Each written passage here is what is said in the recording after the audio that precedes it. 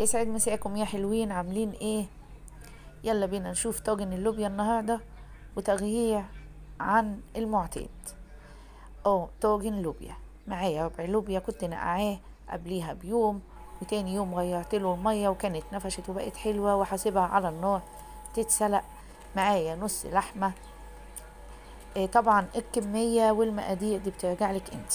معايا طماطمايه صغيره انا قشرتها، ومعايا بصل. انا النهارده مطلعه بصل من الفريزر اللي كنت مفرزه معاكم قبل كده. وانا بشوح نص اللحمه بتاعتي.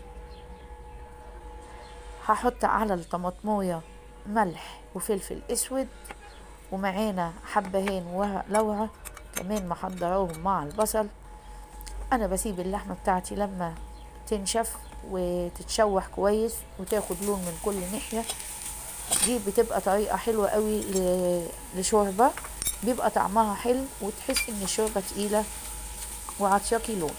انا هنا نزلت عليهم بالطماطم والبصل. بصوا عطوا اللون ازاي بعد ما نزلت الطماطم بتاعتي، نزلت لونها هي والبصل، ونزلت عليهم بالميه المغليه اللي انا كنت مجهزاها. طعم الشوربه بيبقى خطير. هنا هجهز التسبيكه بتاعتي.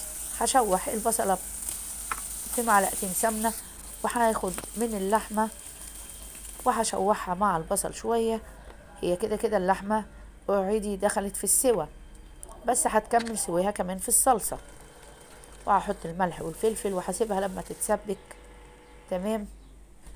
وحطيت كوبايه شوربه، وهنزل عليها باللوبيا بتاعتي وهسيبهم غلوتين على النار.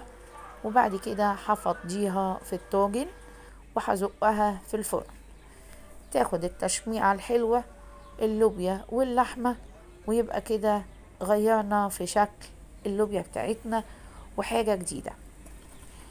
هعمل رز النهارده، وانا كمان هغير في الرز معلقتين سمنه ومعلقتين زيت. وهاخد كميه من الرز الابيض المغسول وهبدا احمره، علشان انا عايزه طبق الرز بتاعي النهارده رزايه ورزايه، حاجه قديمه مش جديده، بس قليل مننا اللي بيعملها الوصفه دي. انا هنا اللون بتاع الرز بقى حلو قوي، ونزلت عليه بباقي الرز الابيض وحطيت ميته والملح، وهسيبه لما يستوي وبقدمه مع طاجن اللوبيا. ان شاء الله الوصفه تعجبكم وتنال رضاكم، وما تنسوناش في الدعاء، وكل سنه وانتم طيبين.